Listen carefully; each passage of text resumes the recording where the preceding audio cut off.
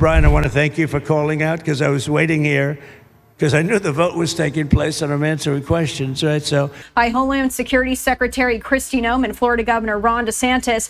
See a lot of you. Thank you very much. We're going to make America great again. Thank you very much.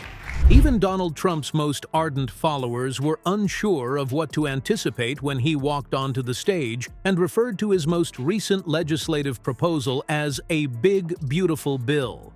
But America exploded in a matter of hours. The spectacle, rollout, name, and political theater around the measure sparked something much beyond the confines of Congress, not because it was a policy first, though it undoubtedly sought to be. Street demonstrations, late-night talk programs, social media, and cable news all erupted like a powder keg. This became more than simply a bill. It was a national event, a circus, a flurry, an emblem. And that's precisely what Trump desired, in typical Trump way. I want to thank you very much and say hello to our friend. And I will... That was President Trump as he's visiting a new migrant detention facility in the Florida Everglades, accompanied there as we do read you the latest of what we know. I do want to just change this slide quickly, though, because we are hearing from Vice President J.D. Vance. The actual bill? A comprehensive plan that included social media regulation, infrastructure investment, tax breaks, and immigration enforcement. Yes, all in one. Critics called it legislative chaos right away. It was dubbed the Trump Doctrine in writing by supporters. It was inconvenient, combative, divisive, and unavoidable.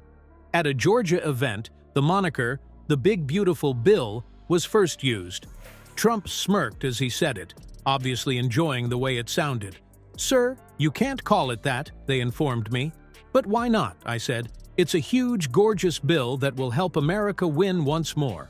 Hashtags like Jalk Big Beautiful Bill and BBB became popular on X in a matter of minutes, while detractors ridiculed it with memes of bloated legislation, golden toilet paper, and Trump standing in front of a red, white, and blue fireworks show with the bill as his cape. Supporters applauded the return of Trump's signature branding strategies. However, something more serious was simmering beneath the chuckles. The banknote was authentic, the stakes were high, and the nation was splitting over its meaning once more.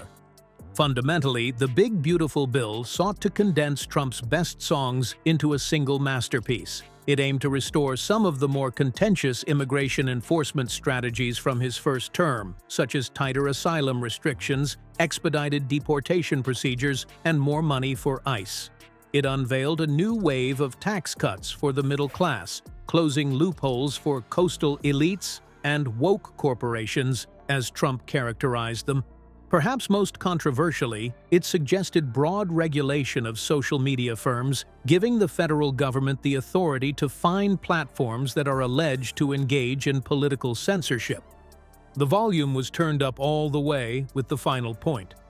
Conservative voices that had long lamented being deplatformed or shadow banned burst into cheers.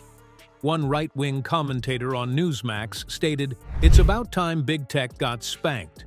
However, constitutional scholars were already alerting people to possible First Amendment infractions. One well-known legal professor tweeted, "This is not just overreach. The core of free speech is the target of this guided missile." In the meanwhile, the bill's infrastructure section, possibly the least contentious on the surface, included billions of dollars in government funding for border wall completion, highway maintenance, and rural broadband expansion. However, there was a catch. State collaboration with federal immigration enforcement would be required in order to receive federal cash. Blue state governors were enraged just by that clause. The governor of California promptly referred to it as blackmail disguised as a bulldozer. Others did the same. However, the bill's delivery, rather than its specifics, was what really made it spectacular. Trump was aware of his actions. Like a new product launch, he unveiled it. Enormous banners, personalized theme music, one-liners, insults to the Biden administration, and vows of the greatest legislative comeback in American history abound in this made-for-TV tirade. On stage, Republican senators were positioned like backup dancers on either side of him. In the crowd, too. USA, chants, inflatable eagles, MAGA caps, and placards that said Big Bill Energy. The unexpected public relations campaign took the Democrats by surprise, and they hurried to react. The plan was described as a political stunt disguised as policy by President Biden's press team, while House Minority Leader Hakeem Jeffries went one step farther. "This bill lacks beauty. It's hideous," he remarked. "It's a Frankenstein's monster of billionaire handouts, authoritarian overreach, and far-right fantasy." However, nobody was able to stop discussing it. Late-night hosts jumped right in. Jimmy Kimmel began his program with a picture of Trump holding a golden infant that was marked BBB. A 10-minute spoof infomercial for Big Beautiful Bill, now with 33% more dysfunction, was hosted by Stephen Colbert. That weekend, even Saturday Night Live went all out, depicting Trump as a QVC host presenting the bill to a group of bewildered militia members and grandmothers. Despite the commotion, Trump was taking a calculated action. He once again transformed policy into performance by turning the law into a branding event instead of a traditional legislative release. And by doing this, he made every politician, news organization, and social media algorithm pay attention to him. Everyone had to weigh in, whether they liked it or not. That was the main idea. Fox News covered the bill nonstop for almost 48 hours.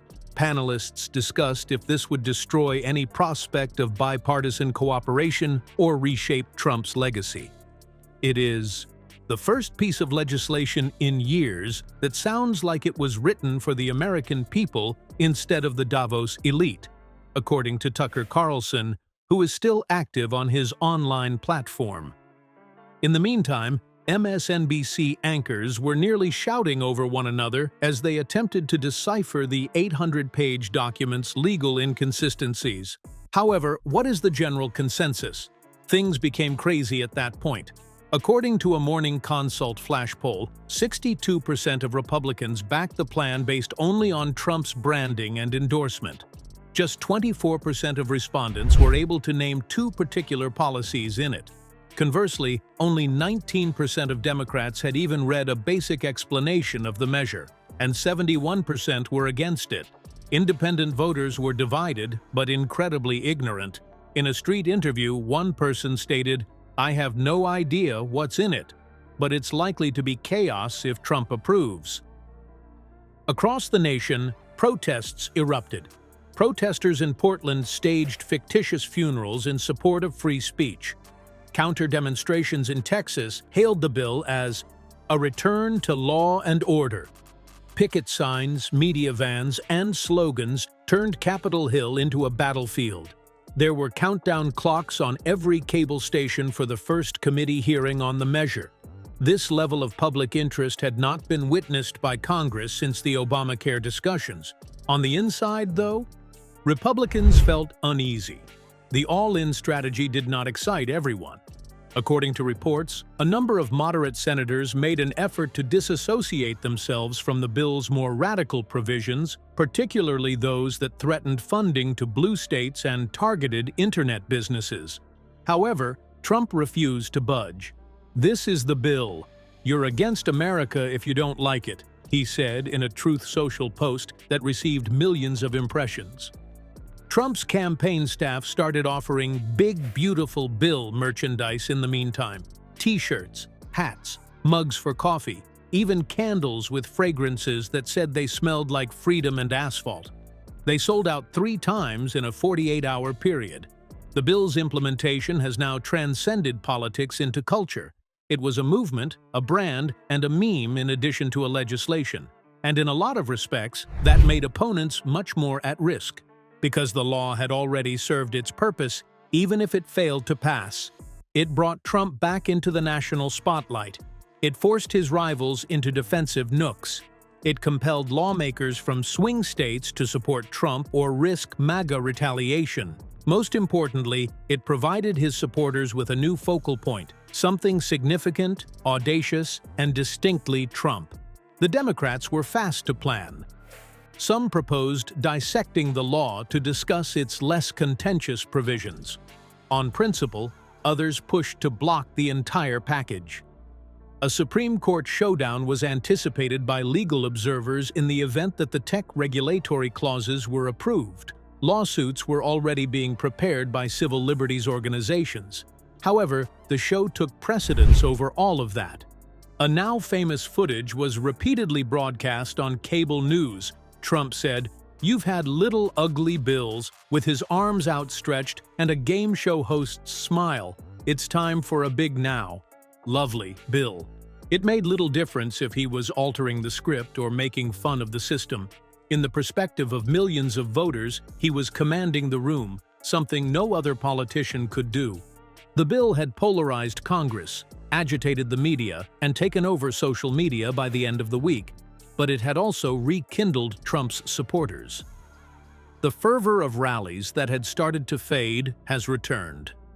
Copies of the bill were waved by supporters like sacred texts. Town halls became yelling contests. The distinction between campaign theater and law had vanished entirely. What about Trump?